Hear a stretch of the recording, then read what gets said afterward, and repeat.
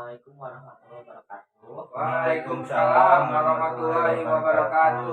Selamat pagi Ibu Bapak. Pagi. Ya.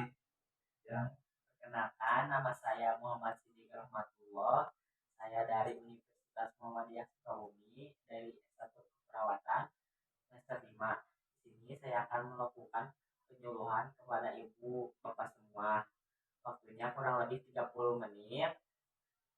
Penyuluhan yang saya akan sampaikan mengenai gastritis, dimulai dari pengertian gastritis, tanda gejala gastritis, penyebabnya, cara mencegah dan cara perawatannya. Ya.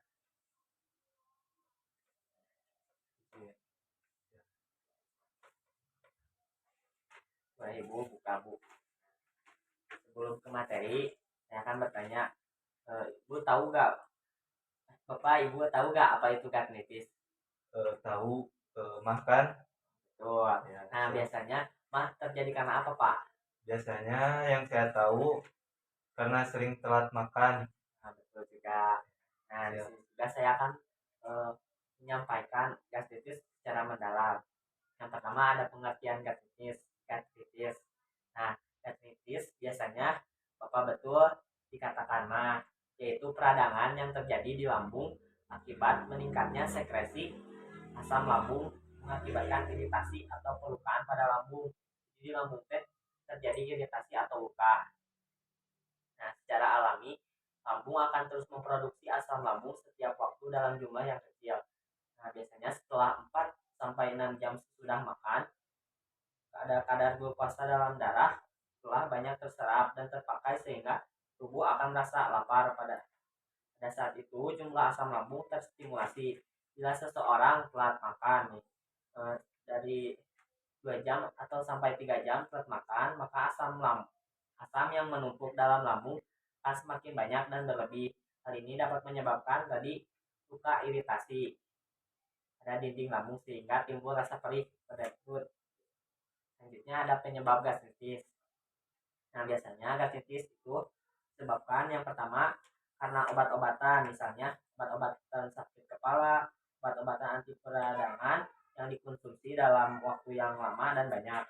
Contohnya obatnya aspirin dan antalgin. Yang kedua ada pola makan yang tidak baik, misalnya terlambat makan tadi 2 sampai 3 jam. Makan makanan yang pedas, asam yang dapat merangsang asam lambung, contohnya cabai, cuka, sambal, ketan dan lain-lain. Nah, makan terlalu cepat bisa, makan terlalu banyak juga bisa menyebabkan mah. Dan makanan yang terinfeksi oleh bakteri Helicobacter pylori. Selanjutnya ada dikarenakan oleh gaya hidup. Nah, biasanya gastritis atau mah ini menyerang karena gaya hidup yang tidak baik, misalnya merokok, minum alkohol, terlalu banyak stres, pola makan yang tidak teratur, dan diet yang tidak sehat. Selanjutnya ada tanda dan gejala. Nah, pada pasien gastritis atau mah ini ada dua. Yang pertama akut dan yang kedua kronis. Nah, misalnya sama akut itu peradangan dalam lambung yang bersifat baru atau lapisan mengalami akut, lapisan dalam ini mengalami luka-luka. Tanda dan gejalanya nyeri ulu hati. Bila ulu hati ditekan terasa nyeri, mual dan ingin muntah. Yang terakhir tidak nafsu makan. Adapun tanda dan gejala pada pasien kronis, peradangan lapisan dalam lambung yang bersifat menahun atau sudah lama. Tanda dan gejalanya nyeri ulu hati bisa berkurang bila sudah ada makanan yang masuk. Nyeri bisa disertai mual dan muntah, tidak selera makan dan badan kurus. Biasanya gastritis pada kronis mengidap anemia. Dan terakhir tidak tahan makanan yang berbumbu atau mengandung banyak lemak. Selanjutnya adapun cara mencegahnya Bu. Yang pertama, jaga pola makan secara baik dan teratur. Hindari menunda makan waktu makan karena akan mengakibatkan produksi asam lambung meningkat. Yang kedua, makanan-makanan yang bersih, sehat, dan bergizi. Hindari makanan yang merangsang lambung seperti tadi cabai, pedas, asam, dan kopi. Tiga, hindari stres. Nah, yang berlebihan Anda dapat mengalihkan rasa stres berolahraga baik bagi tubuh. Yang keempat, tidak merokok, jangan minum alkohol. Yang terakhir, hindari penggunaan obat-obatan yang terutama yang bisa mengiritasi lambung, misalnya aspirin sama antalgin tadi. Selanjutnya, kan tadi ada tanda gejala nih, Bapak Ibu. Adapun cara perawatannya nih, misalnya dari ulu hati.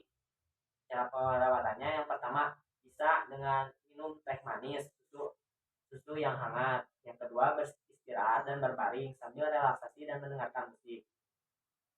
Yang ketiga, memberi kompres hangat pada bagian ulu hati. 4. Minum obat yang telah diberikan dokter. 5. Memperhatikan apa penyebab kambuh sehingga dapat terhindar. 6. Menghindari bau makanan yang menyengat sebelum jam makan. Menghindari banyak kegiatan menjelang waktu makan. Selanjutnya, misalkan Bapak atau Ibu mual, cara perawatannya pertama, banyak minum yang segar atau makan agar-agar atau jeli. Kedua, hindari bau-bau yang menyengat. Tiga, makan buah yang tidak asam. Yang keempat, beristirahat.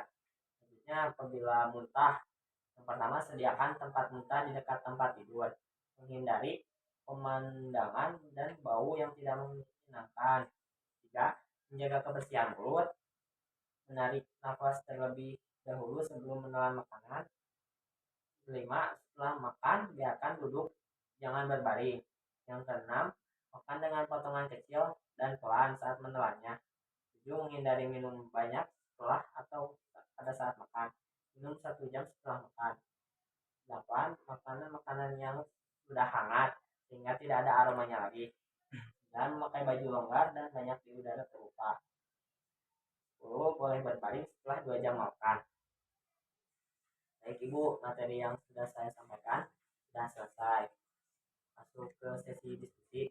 Sebelumnya, apakah ada yang ingin Ibu Bapak tanyakan? Ya, kenapa merokok sama minum minuman keras itu dapat menyebabkan gastritis? Nah, kan izin menjawab ya Pak. Ya. Karena kan perilaku yang tidak sehat, ya. Merokok sama minum alkohol itu tidak baik bagi kesehatan juga, karena bisa menstimulasi lambung sehingga asam pada lambung naik. Pak. Ya, terima kasih Bapak. Lebih baik makan nasi Pak. Ya. Selanjutnya apakah ada yang ingin ditanyakan?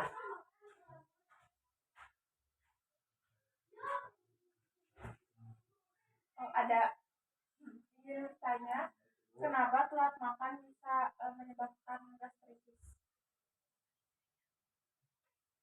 Karena izin menjawab ya Bu ya. Karena kan telat makan tuh tadi kan sudah dijelaskan. Pada saat lapar kan stimulasi ini jumlah asam lambung itu naik atau meningkat dan menumpuk dalam lambung, kan banyak dan berlebih. Nah, karena asamnya naik nih, banyak menampung dalam lambung, itu bisa menyebabkan luka dan iritasi pada dinding lambung sehingga timbul rasa perih dalam perut. Ya, baik, si diskusi sudah selesai. Nih, kita masuk ketik lah.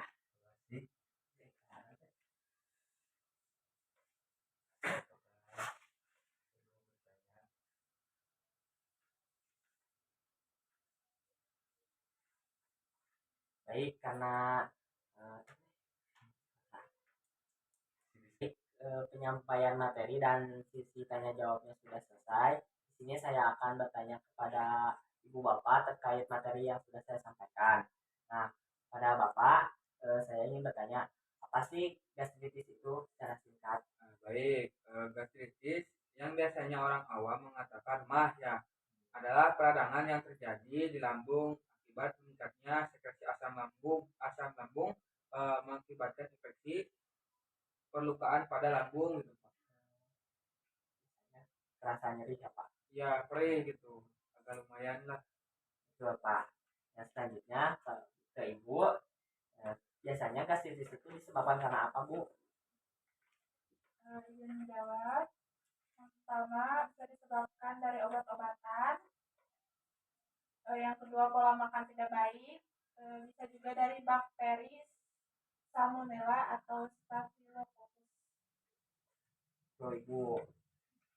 Selanjutnya pada Bapak, apa sih Pak tanda dan gejalanya pada penyakit mah?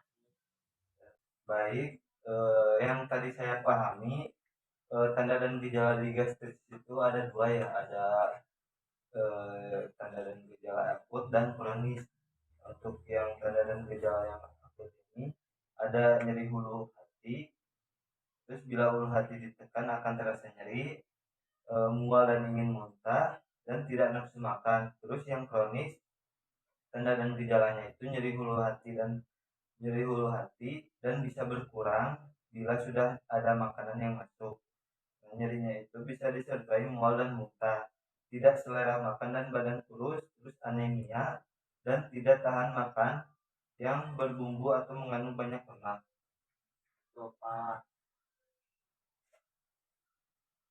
Pak, mengenai tanda dan gejala yang alhamdulillah sesi penyuluhan hari ini sudah selesai. Bapak Ibu semua sangat kooperatif sekali. Ya, terima kasih Pak.